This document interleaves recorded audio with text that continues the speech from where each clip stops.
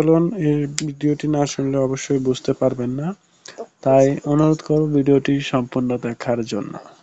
Supreme কোর্টের আইনজীবী সমিতি নির্বাচনের ফল বাতিলের দাবি বিএনপির। দর্শক, বিস্তারিত জানানোর আগে অনুরোধ করব চ্যানেলটিকে সাবস্ক্রাইব করার জন্য।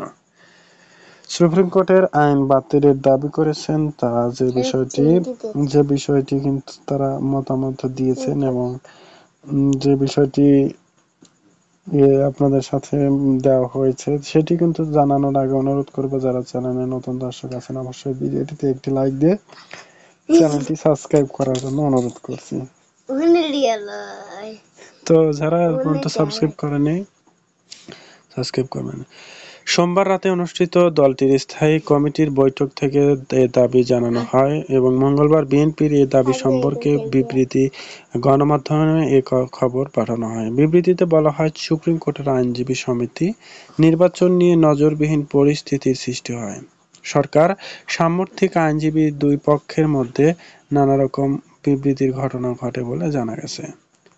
সরকারি দলের সামর্থ্য, স্বতন্ত্র প্রার্থীদের বহির্গত যুবলীগ, সশস্ত্র ক্যাডার বা বিশেষ ঘটনা নিয়ে তারা তুলে ধরছিল বিশেষ কিছু ঘটনা। বিএনপি বলছে, সুপ্রিম কোর্ট আইনজীবী ও সমিতি নির্বাচন ইতিহাসে এ ধরনের ঘটনা আগে কখনো ঘটেনি।